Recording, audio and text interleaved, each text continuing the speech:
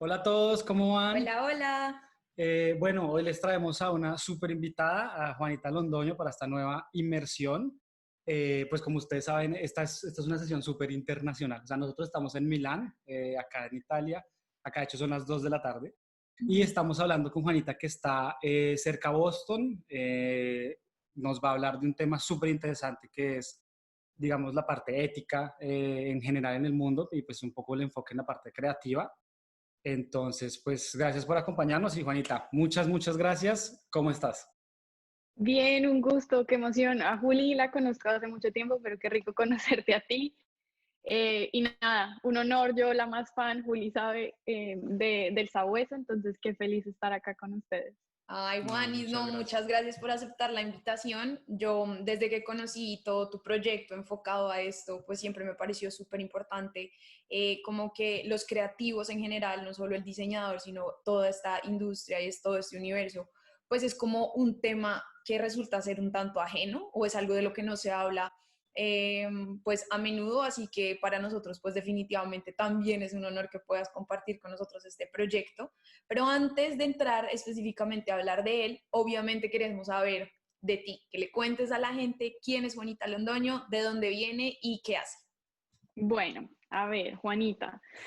Estudié diseño en la Universidad de los Andes, fui compañera de Juli en ese entonces, hice el énfasis en comunicación.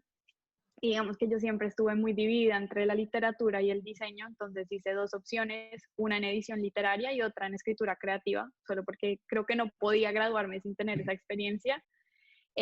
Trabajé como por año y medio apenas me gradué. Fui diseñadora in-house de Terelí, no sé si les tocaron esos ponqués cuando chiquitos, Sí, para sí. mí esos fueron los ponqués de todas mis fiestas, entonces fue como el trabajo para empezar mi vida laboral. Ujú. Y luego trabajé en un estudio slash mini agencia con marcas como Cat y Hush Puppies y Crate and Barrel y tuve ahí como una experiencia de, ok, ya más grande de agencia. Y mientras estaba ahí me llegó la oportunidad de irme a hacer una maestría en Estados Unidos.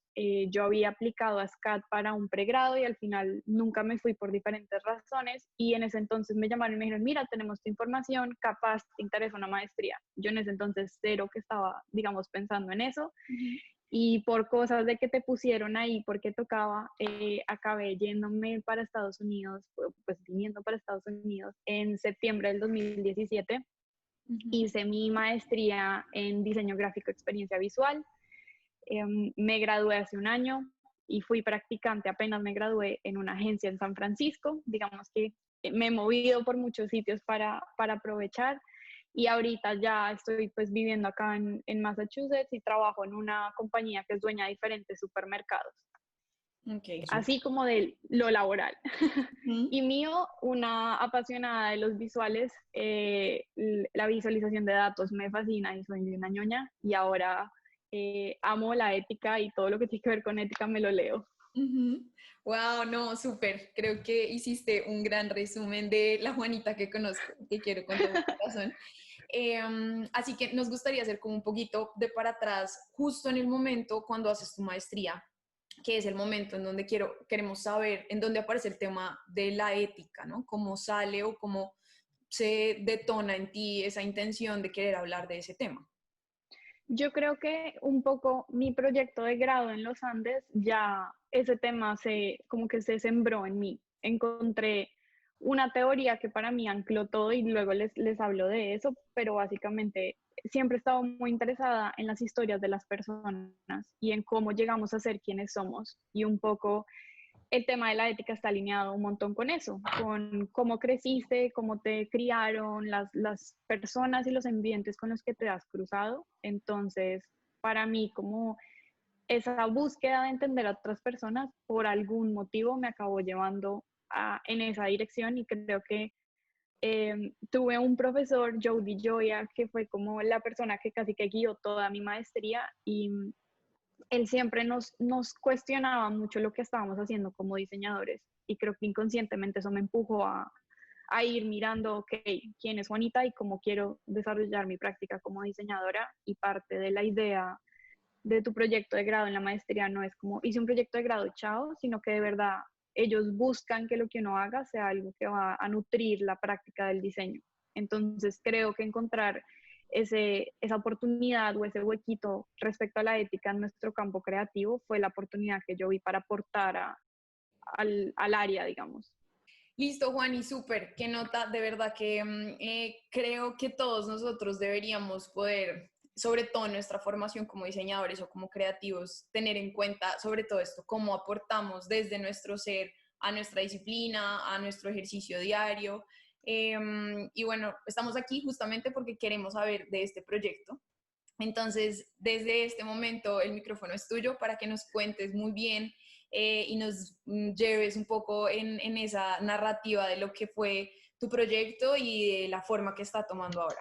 Ya les voy a empezar a compartir la presentación. Déjenme saber si pueden ver lo que estoy tratando de mostrarles. Perfecto. Bueno, entonces, a ver, el nombre criollito del proyecto sería Impacto sobre Forma, pero digamos que su nombre original es Impact Over Form, y básicamente es mi empuje o mi invitación a que pensemos nuestra postura ética. Esta cita que encontré en un artículo, Maïn Soel es una product designer en Facebook y ella escribió un artículo sobre cómo practicar el diseño ético y, digamos, ciertas herramientas o talleres que uno puede realizar. Pero esta cita de ella, como para mí, resume lo que es mi proyecto. Todos queremos creer que somos éticamente, pues estamos éticamente alineados y digamos que practicamos la ética en nuestro día a día, pero muchos de nosotros realmente no pensamos en eso de forma intencional en el día a día, cuando estamos trabajando, cuando estamos pues desarrollando un proyecto, aceptando un proyecto, y eso es lo clave digamos, de este ejercicio al que yo estoy invitando, como un poco, si bien queremos creer y entender que somos personas éticamente correctas, es bueno de vez en cuando sentarse a reflexionar al respecto. Un poco el camino hacia atrás y lo que les venía contando de la influencia de mi proyecto de grado. Cuando yo estaba en los Andes, una de las clases que tomé, que era una electiva, fue transformaciones y contextos. Básicamente, la invitación de la clase era a escoger un diseñador que nos gustara de cualquier área y, digamos, un poco de construir su vida para entender por qué son ese diseñador y no otro, qué los hizo ser como eran.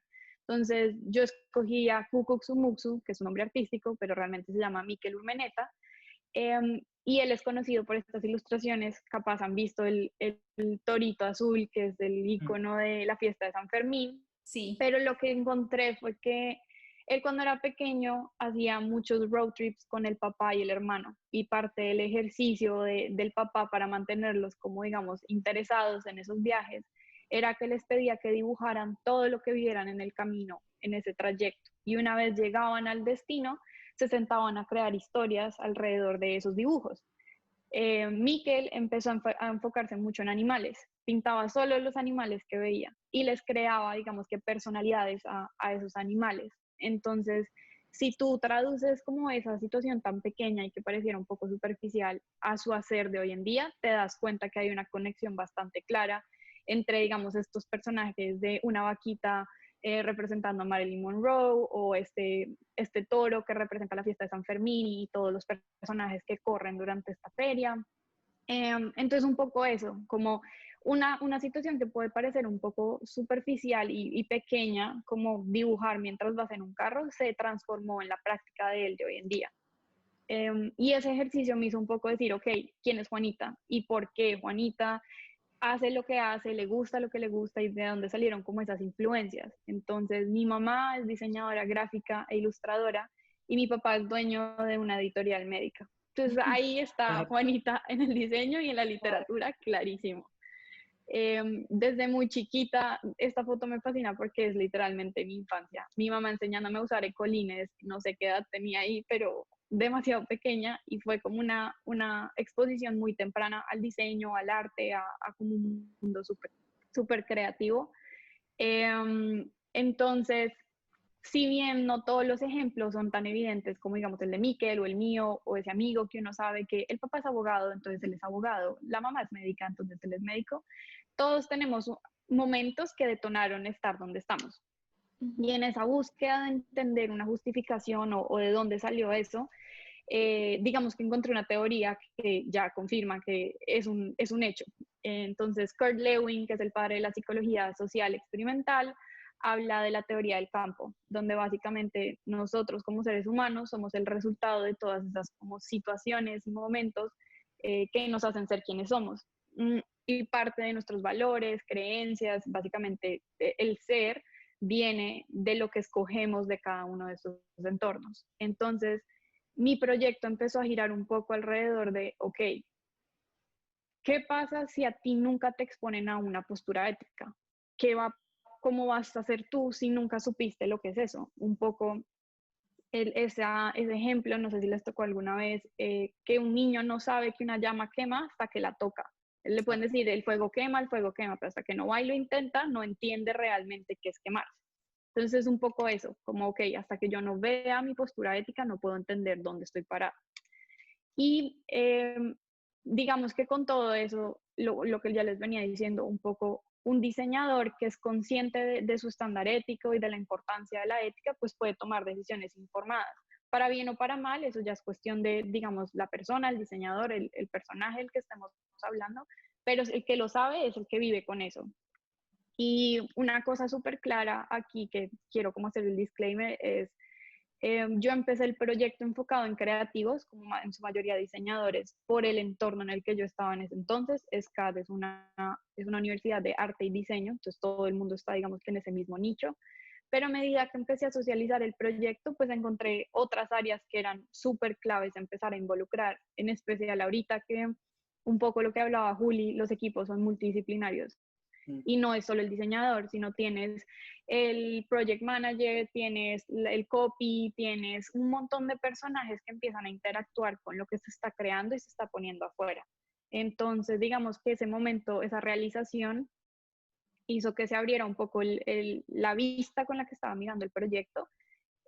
Y pues hice la diferenciación entre el acto de diseñar, de crear algo, y el ser un diseñador como sustantivo, como el label que nos ponen, el nombre. Entonces en esta presentación cuando hablé de diseñador es el acto de poner algo allá afuera, bien sea el programador que diseñó un código para una aplicación o el arquitecto que diseñó un edificio o cualquier tipo de crear algo. Sí, Okay. totalmente de acuerdo. De hecho, acá en Italia es una cosa que de pronto ya lo he dicho antes en algún live, pero me parece súper chévere que lo digas porque es algo que siempre tengo en la cabeza y es acá, depende de dónde estudies, pero tradicionalmente a los diseñadores se los llaman proyectistas, que es precisamente eso, o sea, es el que desarrolla un proyecto. Entonces, pues en realidad puede ser cualquier persona, ¿no? Puede ser un gerente, un programador, un arquitecto, un médico. Entonces es muy chévere que lo pongas en ese sentido porque pues, es totalmente cierto, ¿no? A veces ponen una etiqueta ahí y lo encierran a uno. Ah, no, es que yo no soy diseñador, entonces yo no. Entonces, chévere. Eso te iba a decir, sobre todo ahorita, como con el boom de lo que ustedes están enseñando, por ejemplo, de las estrategias de diseño de estos procesos, la gente se está empoderando a decir, hey, no es solo para diseñadores, yo también como economista puedo aplicarlas, yo también como administrador las puedo aplicar, como que esto no es un campo que está limitado. Entonces empecé muy limitada y luego dije, hey, no, esto no funciona así, hay que abrirnos un poquito. Súper. Bueno, de la oportunidad, yo creo que ya se las he ido dando de a poquitos, pero así como exacta. La idea básicamente de Impact Over Form es motivar a desarrollar un ejercicio profesional más consciente, un poco como alinear el ser con el hacer. Y lo que quiero es como dar todos estos cuestionamientos o poner estas preguntas allá afuera y que la gente pueda decidir dónde se para o cómo reacciona a las diferentes situaciones. Creo que lo más importante para mí es que si estás poniendo un producto allá afuera, estés consciente del impacto que está creando o está produciendo en otros. Eso para mí es clave. Y lo que les digo puede ser bueno o malo, creo que ninguno de nosotros tiene la habilidad de juzgar eso, pero que cada persona en su interior lo sepa y viva tranquilo con eso. Digamos que en medio del proceso de investigar y aprender y entender este tema de la ética en las disciplinas, fue inevitable mirar disciplinas que ya tienen una base ética regulada y digamos un poco estandarizada. En medicina saben que está, no me sé el nombre en español, pero el Hippocratic Oath, este juramento de que vas a salvar vidas sin importar quién o cómo. Pues en derecho está el examen del bar, en ingeniería tienes que pasar ciertos puntos antes de lograr llegar a donde, pues a dar aprobaciones de materiales, de construcciones, de cosas específicas, y en arquitectura lo mismo. Entonces, todo esto fue un poco decir, ok, ¿cómo creamos una base ética un poco más generalizada que no discrimine entre disciplinas, sino que sea una voz un poco más humana, construida entre múltiples pues, voces y disciplinas que, digamos, que nos guía a todas o nos ponga en un mismo entorno? Un poco de las voces, digamos que cuando le conté el proyecto a Juli, para mí fue clave no solo hacer investigación secundaria, que es como más desk research y todos estos datos, digamos que ya están allá afuera, sino también hablar con personas, que al fin y al cabo la idea era eso, construir con las voces de otras personas. Entonces, bueno, entrevisté a más de 20 usuarios de diferentes pues, disciplinas y enfoques, tuve una encuesta con un montón de respuestas donde la gente me contaba qué era la ética y cómo la aplicaban en su profesión. Más de 40 participantes en talleres pequeños que fueron como mis experiencias de prototipado para lo que fueron los enunciados éticos.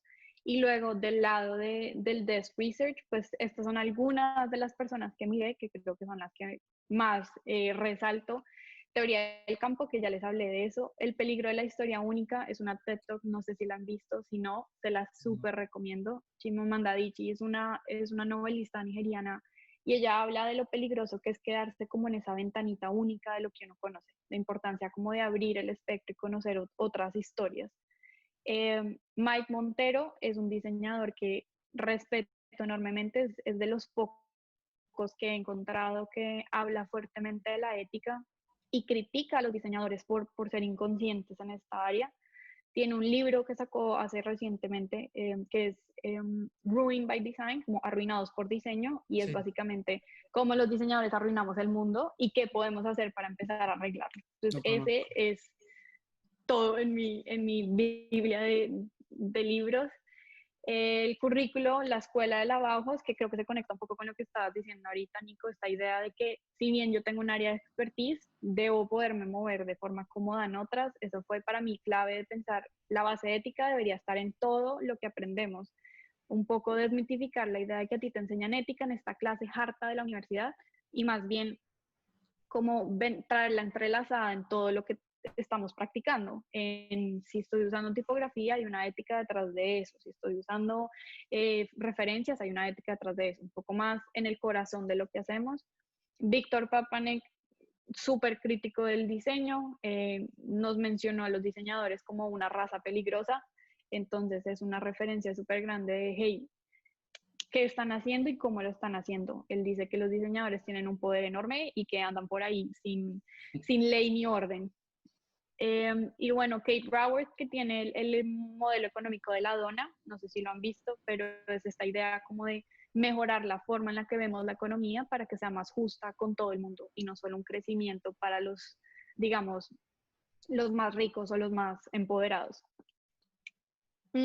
Estos son los brazaletes, que fue, digamos, el ejercicio de prototipado. Yo lo que hice fue que luego de toda esta investigación, de hablar pues, con personas y del research, hice una lista de los enunciados éticos que había recolectado. Hay muchos que se empezaron a repetir, otros que eran un poco únicos.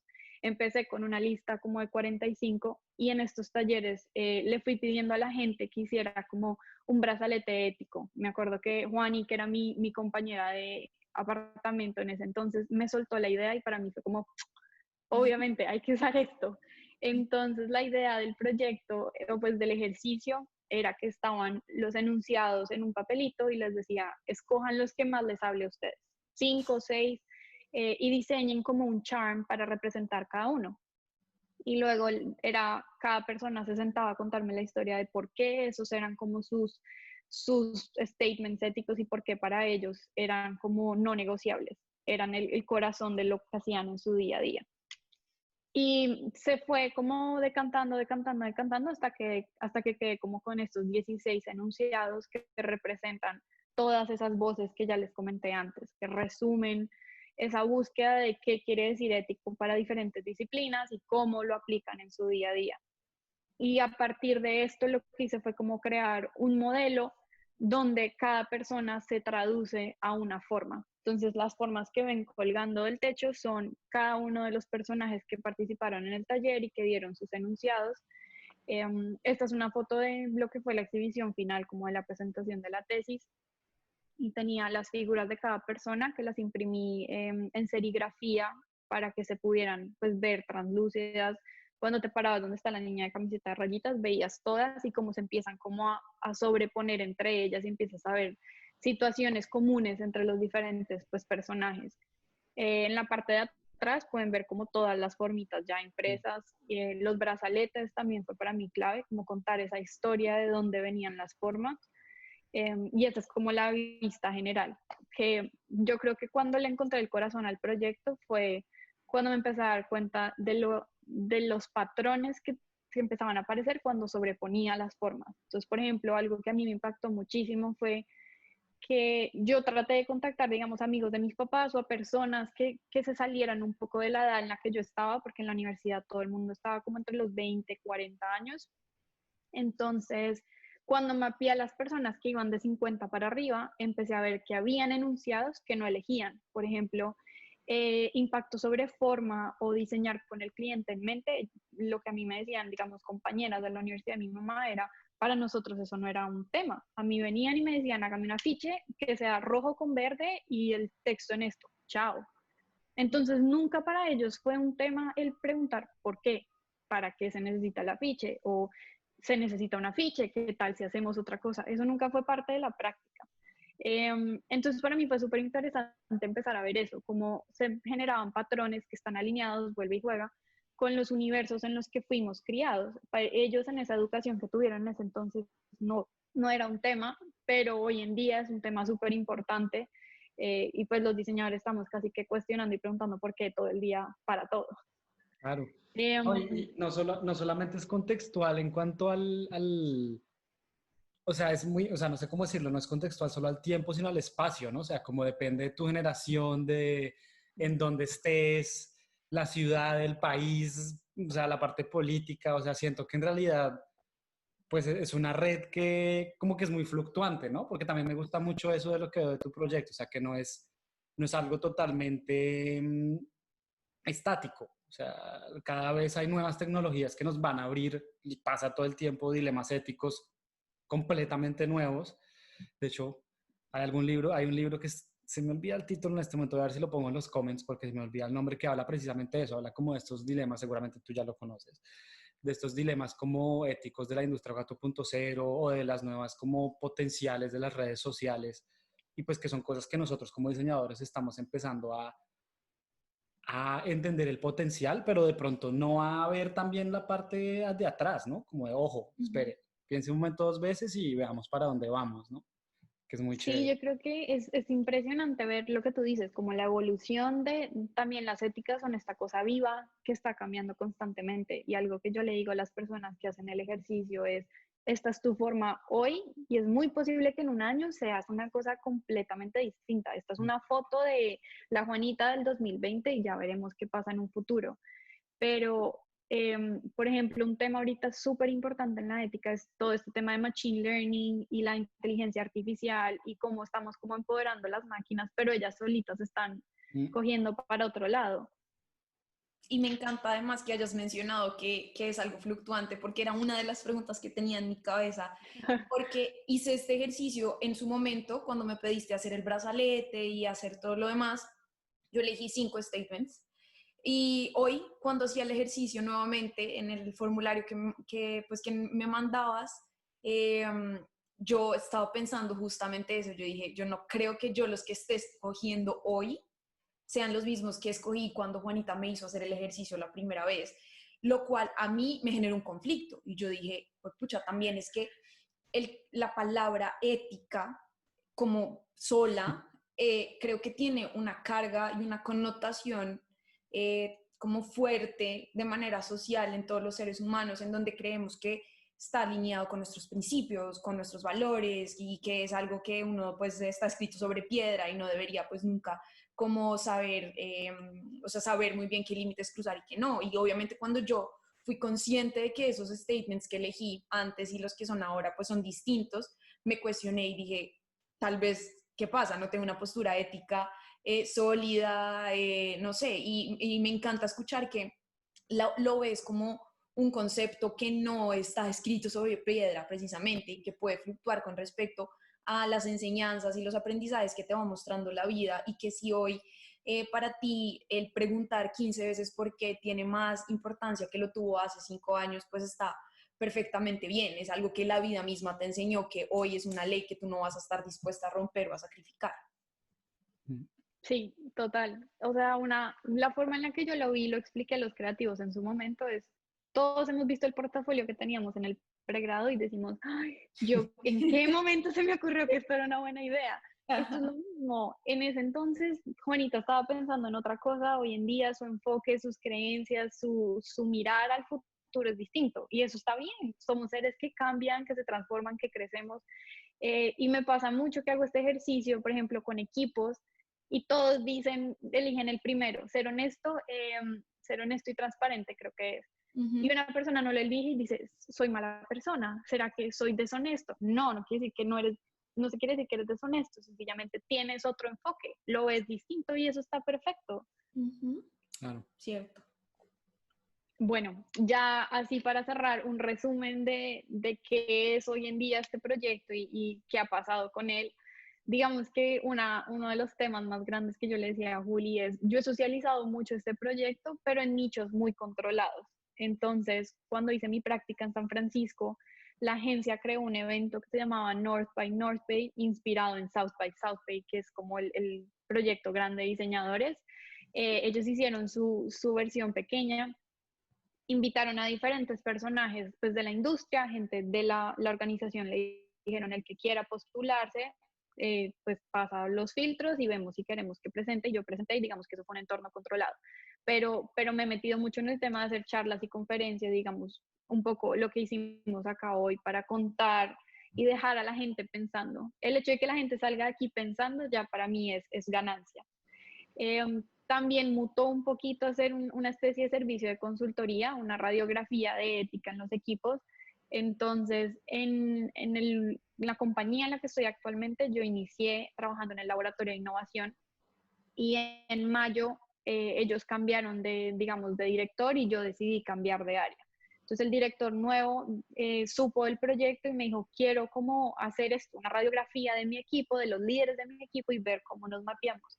Y fue un ejercicio súper interesante, siendo un equipo que yo conocía y con el que trabajé, esto es como verlo desde otros ojos. Entonces, eso es otra cosa que digamos que ofrezco desde Impact Over Form, todo ese tema de la radiografía ética de equipos o de diferentes grupos. También pasó que al presentarlo en mi oficina, en el área de arquitectura de datos, que es donde trabajo ahorita, les gustó el modelo para mapear, digamos que una estrategia corporativa de los arquitectos. Entonces se volvió un modelo de dónde está el arquitecto de hoy en día y cómo queremos que sea a 2 a 4 años. Entonces es esa guía o esa brújula de cómo queremos organizarlo y cómo hacemos que el arquitecto de hoy crezca a ser la forma que queremos a futuro en nuestro equipo. No. Y la más reciente y la más asustadora, pues crear una comunidad. Digamos que no me había animado a organizar un Facebook, un Instagram y a compartir el contenido de una forma mucho más masiva. Y lo empecé, digamos, en estos días. Es un poco que quiero compartir todo lo que he ido aprendiendo, herramientas, hay un montón de talleres, hay deck de cartas para cuestionar la ética. Entonces empezar a construir esos espacios donde se hable de la ética y se ponga a la gente a pensarlo en su tiempo libre, porque les gusta o porque les causó curiosidad, pero invitar a eso. Qué chévere. ¿Cuál es el Instagram? Cuéntanos. Sí, ahí está, es Impact Over Form, está chiquito, está bebé, pero lo estoy empezando como a organizar de a poquito. La idea es lo que les digo, como eventualmente compartir un montón de recursos y que la gente que se anime a tener su forma y a, digamos, entender un poco más, pues me lo haga saber, porque yo feliz. Claro, no, pues Juanis, yo esto te lo he dicho 50 veces cada vez que escucho tu proyecto y de verdad tengo que felicitarte nuevamente, sobre todo porque pienso que este proyecto mismo es la evidencia del impacto sobre forma, ¿sí? Creo que es como un inception de tu mismo contenido, ¿sí? De tu misma teoría. Ahora que veo estos servicios que tienes y cómo ha crecido y ha pasado de ser una tesis a a tener muchísimas más aristas y ser algo mucho más como puesto al servicio de la gente de forma tan formal, sí, como más establecida. Siempre he pensado que esto tiene un kilometraje enorme, no solo a nivel de negocio, sino a nivel para la comunidad misma de creativos. Creo que es un tema, vuelvo y digo, muy, muy importante para todos nosotros, para las organizaciones mismas, en donde seguramente más de un líder de equipo se está preguntando eso, ¿cuál es la radiografía ética de mi equipo? A mí me encantaría saberla, quisiera saber cómo ellos ven esos principios, cuáles son relevantes y cuáles no. Y asimismo articular entre ellos, generar proyectos, unos con un líder distinto, otros con otro. Entonces, creo que tiene un kilometraje enorme, creo que ha sabido darle una dirección súper interesante y vuelvo y digo, de verdad, felicitaciones porque es un proyectazo. Sí, sí, de verdad, Juanita, muy chévere. O sea, yo sí, para mí, igual que para todos los que están viendo, yo no conocía el proyecto, o sea, para mí es totalmente nuevo, pero sí es algo que yo creo que es en parte lo que también estás buscando, lo deja uno pensando mucho sobre lo que uno hace, ¿no? Y como lo dijiste tú al principio, o sea, el diseñar en realidad es crear algo y creo que el 99.9% de las personas en el mundo crean algo, ya sea leyes, Diario. ya sea proyectos, ya sea objetos, ya Cierto. sea palabras. O sea, entonces, creo que lo deja uno pensando como, bueno, ¿cuál realmente es ese, como decía Juliana, cuál es ese aporte, cuáles son esos límites que me quiero poner? Como dijiste tú, cuál es esa misión o visión que estoy ya yo tratando de conseguir en el mundo, que es algo que, por otro lado, todas las empresas, ya pasando de persona a empresa, ahorita entendieron que tienen que tener muy claro, y es cuál es esa posición que tengo frente al mundo y cuál es esa visión ética que estoy tratando de encontrar. Entonces siento que es como un, un, una especie como de Inception, como, oiga, lo deja uno ahí quieto y diciendo, nunca había parado a pensar esto, ¿no? Porque uno muchas veces dice, no, obvio, pues yo no voy a engañar a nadie, no voy a plagiar y pues soy honesto. No, o sea, pare un segundo y mire a ver en dónde está parado y cada vez tenemos proyectos más complejos. O sea, yo trabajé en una empresa de bioingeniería y pues en la parte clínica, en donde teníamos ciertas situaciones que uno le tocaba hacer reuniones y sentarse y decir, ¿qué hacemos?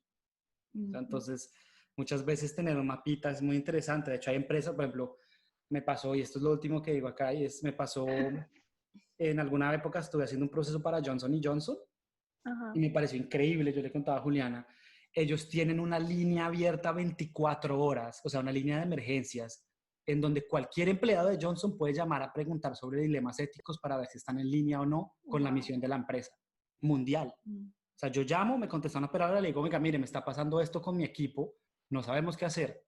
Ah, no, mira, de acuerdo al manifiesto de la visión de nuestra empresa, esta es el recorrido. No vas a embarrarla, punto.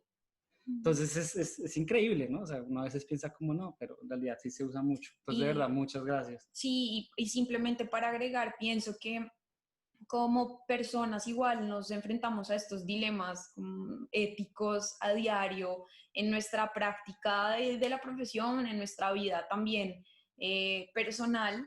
Y, y creo que el ser consciente y que el simple ejercicio que yo decía hoy de seleccionar esos statements a mí me dejó pensando, no solo para mi práctica profesional, sino yo digo, estos statements aplicarán para mi vida en otros aspectos. El mero hecho de haber hecho el ejercicio me detonó a mí ya una mentalidad como de reflexión, que justamente era lo que Nico decía. Y yo amaría que Impact Over Form pudiera también ser ese recordatorio como en la vida de los diseñadores, de los creativos, o sí, para eso, para aprender esos detonadores cada cierto tiempo y que diga, bueno, revisó cuáles son sus statements, siguen siendo los mismos, van a cambiar. Así que bueno, nada, Juanis, de verdad, muchas gracias. Estos minutos que nos quedan es para que le cuentes a la gente dónde, nuevamente, dónde encontrar este proyecto, dónde encontrarte a ti, en qué plataformas y bueno, para que estén en contacto.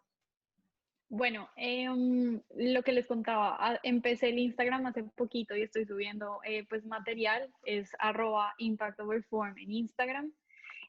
Puse también el link de mi página web, jlondi.com, ahí está toda la historia y el desglose del proyecto en caso de que lo quieran ver. También hay toda la información para contactarme por correo si quieren sacar su propia forma o hablar de esto, o digamos ver si quisieran una radiografía del equipo. Yo le dije a Juli, bueno, por hacer el del sabueso y ver dónde están. De una. Pero sí, esos son como los dos canales principales para encontrarme. Y lo que decía ahorita Nico, yo creo que el dejarlos pensando ya es todo para mí. Para un creativo o cualquier persona en general, creo que poder conectar el ser con el hacer y estar tranquilo es clave. Súper. No, de verdad, muchas, muchas gracias. Y sí, hagamos el del sabueso, pronto lo verán Sí. todos. Y bueno, muchas gracias a todos los que pues están tomando el tiempo acá de ver el video. Ojalá les haya gustado. Vamos a traerles mucho más. Y bueno, Juanita, gracias y chao. Que Chaito. estés Gracias bien. por este espacio.